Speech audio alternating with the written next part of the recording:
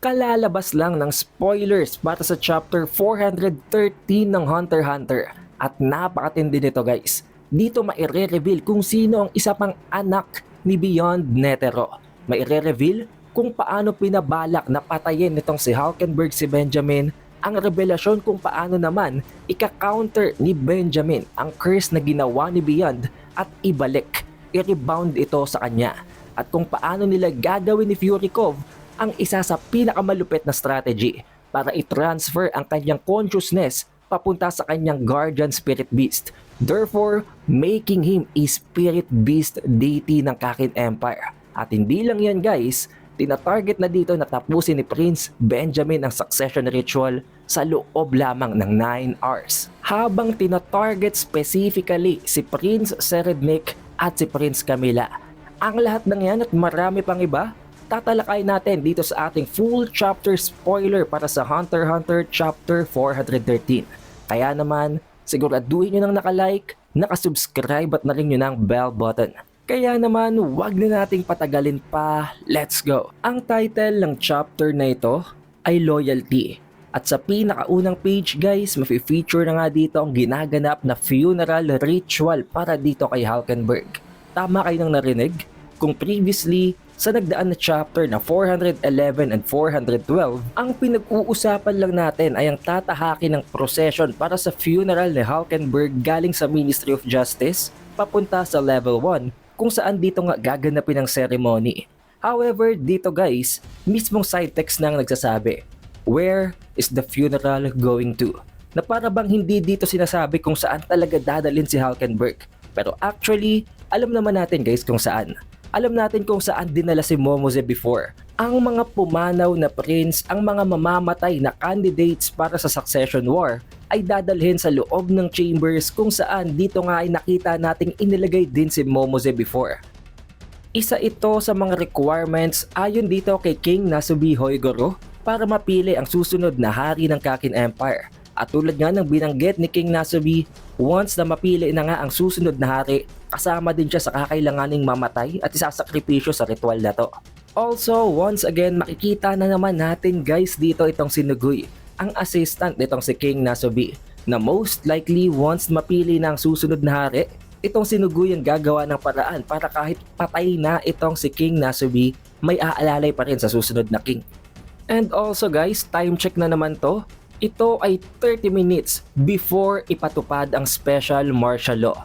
Which means guys, konting oras makalipas ang ginanap na conversation sa loob ng room 1104 sa room ng 14th Prince at ni Kurapika. Pero dito guys, may problema. Since dinala na nga nila itong bangkay ni Hulkenberg sa loob ng chamber ritual, may natuklasan sila. Unlike ng iba pang mga yumao na mga prince, na ang 8th Prince, ang 10th Prince at ang 12th Prince, lahat sila confirmed na mga patay na.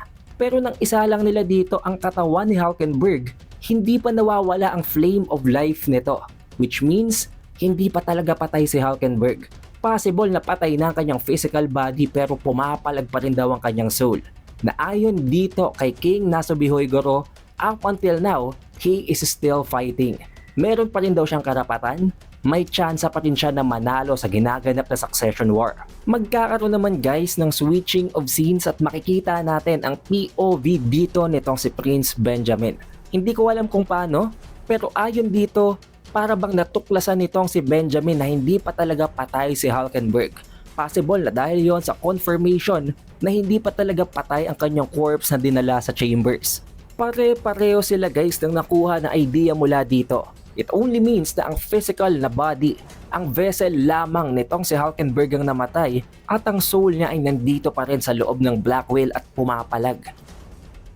Eto namang si Hulkenberg may tumatakbo din sa isip.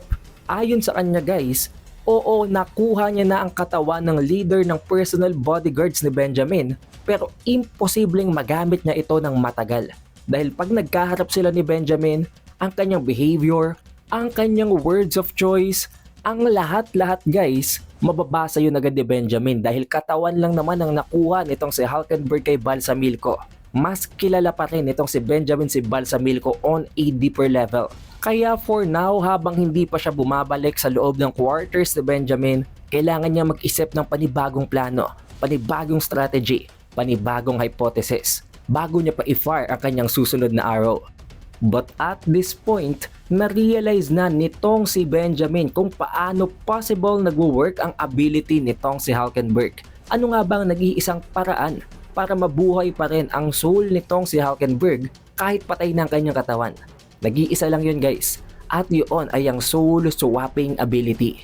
Yun din daw siguro ang rason kung bakit ang ibang bodyguards na ipinadala niya, si Vict at si Shikaku ay parehong nag-suicide dahil alam nila na possible na gamitin nitong si Hulkenberg ang kanilang katawan para linlangin ang kanilang Prince Benjamin. Kaya naman agad-agad nagpadala ng mga bodyguards ng mga military personnel itong si Benjamin sa loob ng quarters ni Hulkenberg sa room 1109 para i-capture, i-apprehend daw itong si Balsamilko na for sure by now napapalibutan si Balsamilko ng mga personal bodyguards o ng mga tagasunod nitong si Hulkenberg. Siguro ang plano dito nitong si Benjamin ay ang i-capture siya, i-confirm ito at humanap ng paraan kung maibabalik niya pa si Balsamilko at kung hindi, papatayin niya na ito dahil wala na siyang choice. Sa pagkakataong ito guys, bigla na lamang nasuka itong si Prince Benjamin. Hindi niya alam kung anong rason, pero bigla na lang siyang pinangilabutan nang ma-realize niya na ang mga nararamdaman niya ngayon ay ang mga symptoms ng pagkaka-infected ng TSK-17. Severe joint pains, nahihilo, nasusuka at para bang nanghihina ang kanyang katawan. Dahil dito napaisip siya, paano yung naging posible? Ngayon guys, kung natatandaan nyo way back chapter 410 which was 1 year ago, na-confirm doon guys na na-infect na ng TSK-17 itong si Prince Benjamin. However, there was no details, walang kahit na anong ipinakitang panel tungkol sa kung paano yung nangyari. Isa din yon sa mga naging major reasons kung bakit gusto nga niyang ipatupad ang special martial law. Dahil nangangahulugan nito guys na limitado ng time niya. Maaaring mamatay na siya anytime soon according nga sa binanggit niya na time frame kung paano at kung gaano katagal na lang makakasurvive ang infected nito. Ayon nga guys, sa binanggit ni Benjamin way back chapter 410, meron na lamang siyang natitira na 9 hours and a half. Sa loob ng oras na yon, kailangan niyang ma-eliminate ang iba pang mga prince. However, pinigilan nga siya doon ni Kaiser at ni Mizai Strom. Kaya ngayon nandito siya sa kanyang room at inaalam, fini-figure out niya kung paano yung nangyari dahil napakalabo, napaka-imposible daw nito. Dapat daw 6 hours mula sa pagkakalanghap or pagkaka-infect ng TSK-17, doon lamang mararamdaman at makikita ang mga symptoms. Pero back then, 6 hours ago, wala naman daw dito si Balsamilko at hindi din naman daw magiging posible na yuonin si Hulkenberg. Dahil alam nga natin guys, patay na si Hulkenberg nun. Not to mention, alam na alam at kabisado niya kung paano nagwo-work ang tool, ang boots na nagko-contain ng TSK-17, kung paano to nagiging effective at kung ano ang mga functions nito. Ayon sa kanya guys, ang boots daw na yon ay may certain height, certain distance lamang na kayang ibuga ang TSK-17. And back then 6 hours ago, itong si Balsamilko ay nasa Ministry of Justice, kaya imposible yon. Pangalawa, magiging epektibo lamang daw ang TSK-17 kung within 2 meters ang target mula sa boots. Which means, malabo talaga yun lalong-lalo na kung nasa Ministry of Justice si Balsamilko. And not to mention, sobrang tangkad nitong si Benjamin. Kahit i-spray yun mula sa boots ni Balsamilko nang magkaharap sila, hindi naabot dahil matangkad nga siya. Siguro si Benjamin mataas pa sa 2 meters kaya niya ito nabanggit. Not until ma-realize niya na may instance, may pagkakataon na kung saan pwede itong maging posible. At yun ay nung nakaupo siya sa tabi ni Balsamilko. Ibig sabihin, kahit palampas ang height niya sa 2 meters, kung nakaupo siya, maaabot siya ng TSK-17. And siguro ito daw ang pagkakataon na ginamit ni Balsamilko ang TSK-17 sa kanya. Ang isa sa mga naisip na paraan nitong si Benjamin para i-check kung totoo nga ba na si Balsamilko ang may kagagawa nito, tiningnan niya ang mga vial, ang vault kung saan nakatago ang kanilang TSK-17. At kung titingnan nyo guys, isa nga lang ang nabawas dito. Kung papansinin nyo din, meron lamang silang 3 stocks. Ang isa ay ang kinuha daw na vial ni Balsamilko, kaya napaisip dito itong si Benjamin. Bakit isa lang? Hindi ito posible. Kung ginamit nga ni Balsamilko ang TSK-17 vial na yon para patayin si Hulkenberg, ano naman ang ginamit para i-infect siya nang hindi siya nagmamalay? Or pangalawa, baka naman daw mamamatay talaga si Hulkenberg at siyang ginamitan ng vial na yon. Third possibility, what if merong isang nakatago? Meron silang naipasok sa loob ng black ship na isang vial na hindi na-trace at hindi na-track ng mga military guards. Which means, ang vial na yon ay ipinasok ng kung sino man na hindi nila nalalaman. Pero imposible daw ito guys. Ayon dito kay Benjamin, merong policy reports, inventory management, baggage inspections, information and data processing, lahat-lahat. Sinigurado nila na nasuyod nila ang lahat ng pumasok sa loob ng Black Whale. It only means one thing. Kung mayroon mang isang tao or individual na may power na makapagpasok at makapag-smuggle ng goods sa loob ng Black Whale, yun ay walang iba kung hindi ang kanyang nanay, ang First Queen. Which means, isang traidor daw ang kanyang nanay at pinili ng kanyang nanay ang isa sa kanyang mga kapatid. At dito guys, kinakailangan yung makinig ng mabuti dahil magiging napakagulo na ng eksplanasyon magmula dito. Dumating at umuwi na itong si Furikov sa loob ng quarters nila at agad siyang kinumpronta ni Prince Benjamin. At ito pala ang pinaghihinalaan ni Benjamin na traidor sa loob ng kanyang mga bodyguards. Ang pinaghihinalaan natin kanina na anino ni Balsamilko, hindi pala talaga si Balsamilko yon. Kung hindi, itong si Furikov. At ayon dito guys, si Furikov din daw siguro ang traidor na inutusan ng nanay niya na si Queen Unma na ang magpasok, mag-smuggle ng isa sa mga vial ng TSK-17 para i-assassinate at patayin itong si Prince Benjamin. At ang nakakagulat dito guys, hindi yun itinanggi nitong si Furikov. Pero binigyan niya din ito ng kaangkop na eksplanasyon na oo siyang gumawa nun, hindi niya yun ide-deny, pero ang kanyang loyalty ay nakatuon lang sa Kakin Empire at sa First Prince na si Benjamin. Kaya naman ayon kay Benjamin, mag-explain siya. Pero nasa isip nitong si Benjamin guys, sa pinaka-konting fraction na para bang mawawala ang loyalty nitong si Furikov sa pag-explain, na para bang nililin lang siya nito, papatayin niya ito mid-explanation. Pero ang explanation dito guys ni Furikov ay napakalupit. Dahil dito natin makikita ang isa sa pinakamalaking revelasyon sa chapter na to. Sinunod daw niya ang utos ng First Queen na si Unma dahil wala siyang choice, na corner siya ng kanyang mga options. At pangalawa, ginawa niya at sinunod niya ang utos na yon na patayin si Benjamin para i-expose at i-exploit ang binabalak naman ng kanyang tatay na si Beyond Netero.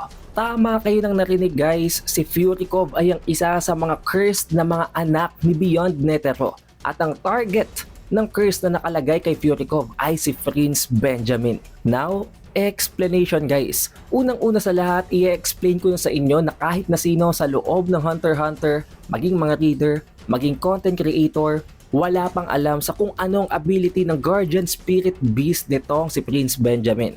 Pero one of the abilities na pinoposes nito, kaya nitong i-disperse, durugin, or i-cancel ang mahihinang klase ng cursed spirits. Pero pagdating sa curse na ginawa ni Beyond, napakalakas nito guys. Especially kung isa itong post-mortem nen ability na mag-i-inflict nga ng curse after mamatay ng mga anak ni Beyond. Pero paano nga ba magiging applicable ang binabanggit ni Furikov na loyal pa rin siya dito kay Prince Benjamin kung gayong pinoison niya nga ito gamit ang TSK-17?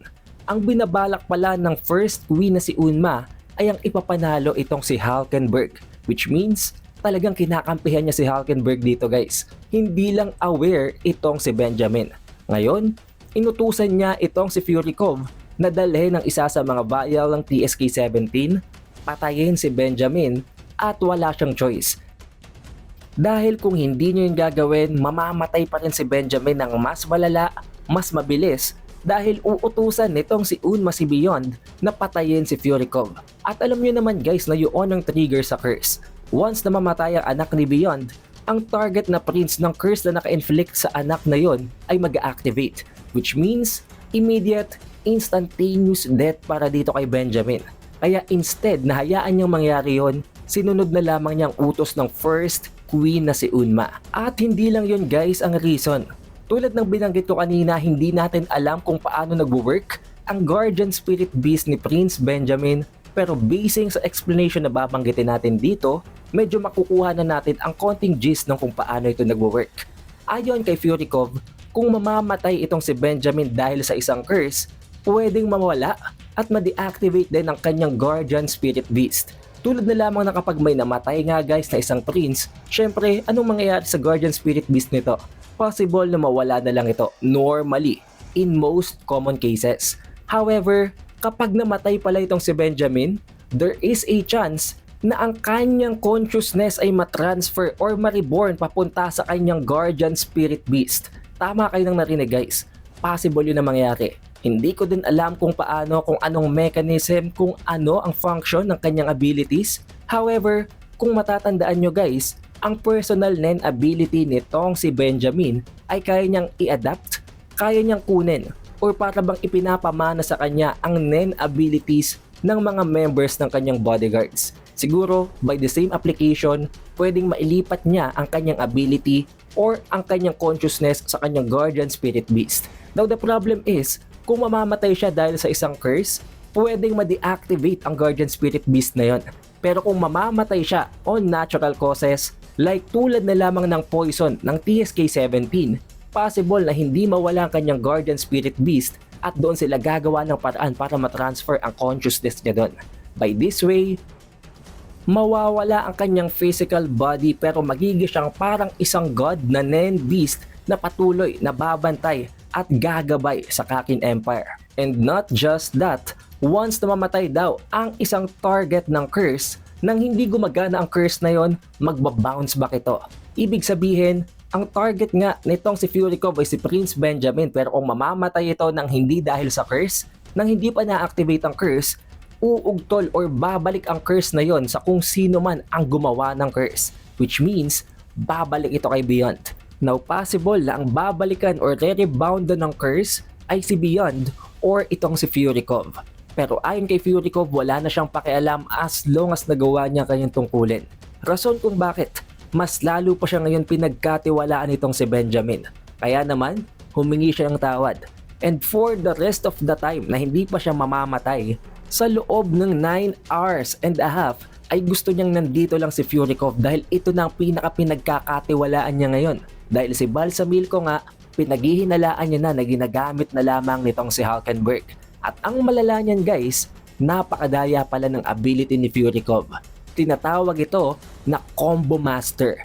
Kung paano ito nagwo-work, kinakailangan niyang tumabi or in close quarters sa kung sino man ang kanyang target. Kung gaano kalakas, gaano ka-complex, gaano ka-OP ang ability ng kanyang target, mas matagal niyang kinakailangang i-read or basahin ang ability na yon. However, after niya makumpletong intindihin ang ability, there are two choices. Pwede siyang gumawa ng gear na either pwedeng wasakin ang ability na yon or wasakin ng user nito, or mas lalo pa itong palakasin or mas lalo pa ito gawing OP. Na alam nyo naman guys, obviously, mas palalakasin niya ang ability nitong si Master Benjamin niya. At hindi lang yon, maging kanyang Guardian Nen Spirit Beast, which means malalaman nilang ability nito, malalaman din niya kung paano mas palalakasin ang Nen ability ni Benjamin at itong possible na way para i-transfer ang consciousness nitong si Benjamin mula sa mamamatay niyang mortal body papunta sa kanyang spirit beast, therefore making him somewhat type of a god. At dito nga guys, idineclare na nitong si Prince Benjamin na at exactly 14:15 or 2:15 PM, ide-declare na nilang special martial law. Ang lahat daw ng mga targets nila for execution ay ang mga bodyguards na hindi parte ng Royal Military. Pero pagdating naman sa Hunter Association, huwag nila yung idadamay. Ang lahat lamang ng mga nabanggit maliban sa exceptions. At dito din guys, in-explain niya kung ano ang mangyayari, kung paano palalakasin, paano paghahaluin nitong si Furikov ang kanyang Benjamin Baton ng kanyang sariling Nen ability at ang kanyang Sacred Nen Beast, magiging siyang mismong ang guardian deity ng Kakin Empire. Siya mismo ang magiging pinakamagsisilbing Sacred Beast ng Supreme Leader na susunod. Ayon dito kay Benjamin, siya na ang papalit sa urn ceremony. Dahil all throughout this time, hindi lang daw pala ang pagpili ng susunod na king ang ginagawa ng ritual na ito. Kung hindi, ang pagbuo ng panibagong supreme deity na magwa-watch over sa Kakin Empire for a very long time, which is yun ang binabalak niyang gawin sa kanyang sarili. Kaya naman ngayon, idinagdag niya din na ang lahat daw ng mga prince, lahat sila ipunin ng kanyang mga bodyguards papunta sa level 1 sa banquet hall dahil may binabalak siyang gawin doon. Ayon dito kay Benjamin, ang magsisilbing personal targets niya ay itong si Tserednik at itong si Camilla. The rest of the princess, ang mga bodyguards niya nang bahalang mag-handle. Pero ang dalawang yon, siya na mismo ang gagawa ng paraan para patayin sila. Dahil ayon sa kanya, hindi pwedeng magkaroon ng ideya ang First Queen at ang mga anak nito sa kung paano nila binabalak gamitin ang Sacred Nen Beast at ang kanyang Nen ability. Therefore, bilang isang individual na may konti na lamang na natitirang oras, siya na nga handle nun. Siguro iniisip dito na Benjamin na pwedeng torturein pa ang kung sino mang makapture ng dalawang prince na yon. Pero kung siyang makakapture, walang problema. Mamamatay na rin naman siya. Napakalupit ng preparation dito ni Benjamin. Nagpa-create, nagpasulat na rin siya sa isa sa kanyang mga bodyguards ng isang last will na honestly dito sa context ng spoilers na ito ay medyo vague. Medyo hindi ko pa alam kung anong ibig sabihin. Pero may binanggit siya dito na ang testament daw as the next sovereign. At hindi lang yon, binanggit niya din dito ang bird from the flip side. Hindi pa natin alam kung ano yon. Surely pag-release ng full chapter, magigets natin yan.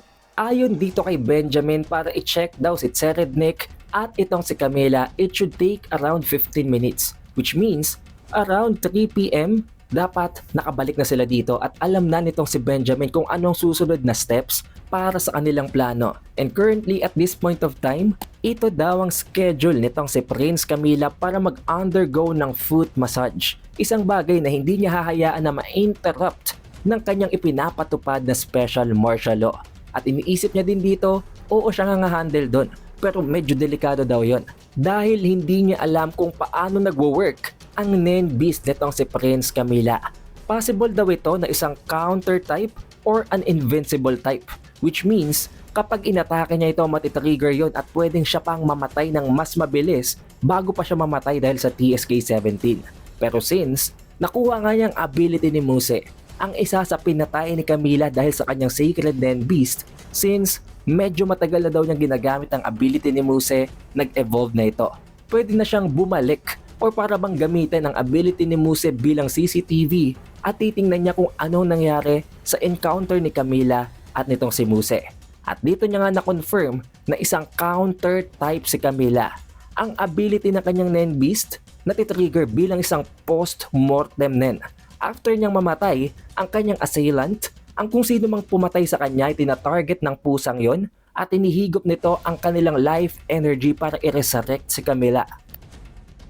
Pagdating naman daw sa 13th prince na si Mariam, up until now hindi nila mapuntahan ang loob ng chambers nito, ang loob ng kanilang quarters, dahil nakapag-create nga daw ng isang separate na space ang kanyang guardian Nen Beast. However, pwede pa rin nila itong makontak through hotline, which means pwede pa rin naman nila itong patawan ng special martial law at palabasin sa room na yon.